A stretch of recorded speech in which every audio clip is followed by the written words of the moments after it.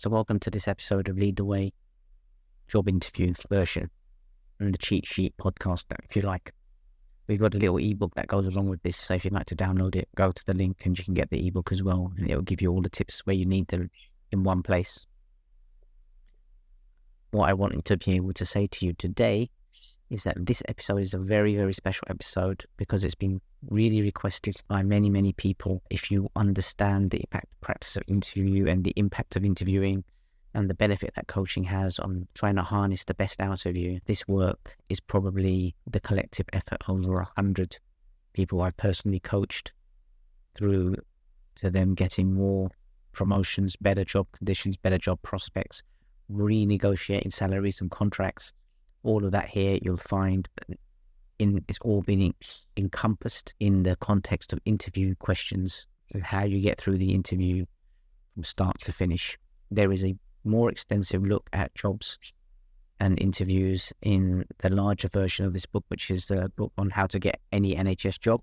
But today we're just going to kick off and we are going to look at these questions that are generally asked in these formats. And by the end of this, you'll know how to answer your questions at the interview.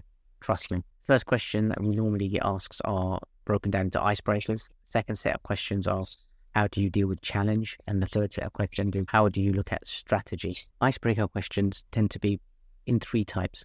Number one is, how do you introduce yourself? And you share your career journey and you share it ideally concisely. And you look at highlighting experiences that are relevant to the role that you're applying for. Mention a few personal interests that you have and to round off your profile, and mention personal interests, giving the interviewer clue that this special interest is going to help them by you filling their role. For example, and we'll come on to this later on, if you say, I like captaining the sports team that I'm playing for, gives an idea to think that you're a leader, taking responsibility in that. Second thing is explaining your interest in the company you're applying for. So you demonstrate that you've done your research and you discuss how your skills align and your future career goals are fulfilled by this company or organization that you're applying for. The third question that is they're going to ask you is that, well, tell us what makes you different about why should we employ you other than other people, and this is your opportunity to shine. So you highlight your strengths and you align them with an example. Every time you give a strength, you give an example.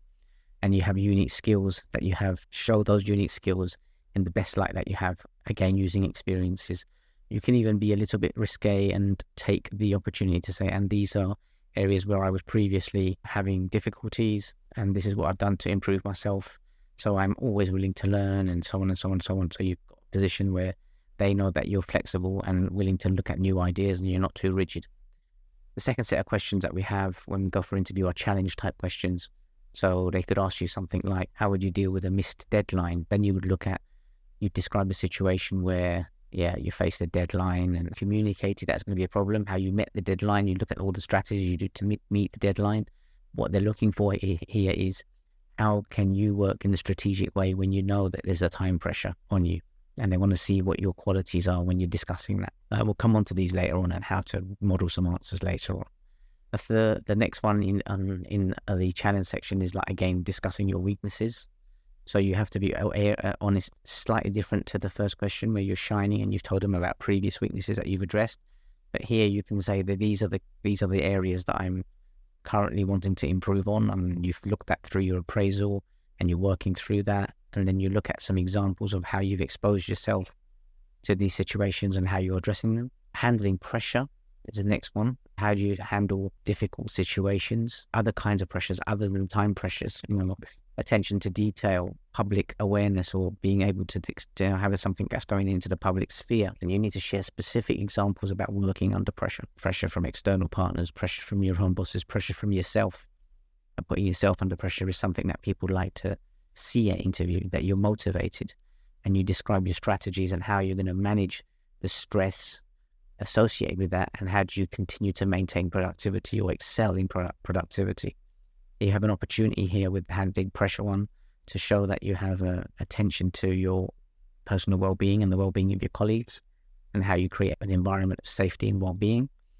And then under the last one, under the challenge one, is normally working with difficult colleagues Or have you done something? Have you seen a colleague do something wrong? How do you deal with that error, inappropriate behavior, or someone who's just being awkward?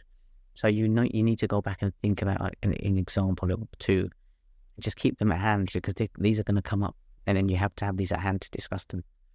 And, just make sure that you talk about collaborative kind of solutions that are co-produced with the challenging team member or their line manager or their subordinates, however you want to look at it, and look at bringing in people who are neutral to the situation to help diffuse or to help manage the situation. But ensure that in these kind of questions with difficult colleagues, and you know this, and you can look up the HR data on this if you want, that 95% of these communication issues are what leads to difficult colleagues, purely around communication.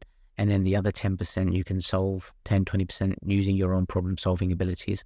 But you have to make sure that it's communication. It could be through culture, could be through someone being a little bit disgruntled at work. But communication is how you break through that. And then you use your problem solving skills to find win-wins for everybody in that kind of solution. Think. And the final set of questions is about reasons. Number one, reasons for leaving your current job. And you frame your answer positively, and you focus on new opportunities rather than criticizing or saying you're stagnating your current role. Next kind of question that you ask around strategy is, how do you manage multiple responsibilities? This is about multitasking. So how do you manage that? Describe how you organize and prioritize tasks. Look at your time management, talk about your time management strategy, talk about how your team's time management is managed, talk about being outcomes focused, not output focused. It's a big one. And then the last one is they'll ask you something like, what is the hardest thing you've had to do, or the toughest challenge, or tell us about a very difficult time. And then look at a problem which is complex, and then tell them what the situation was, tell them what the task was, tell them what the action that you had to do was, and tell them what the result was.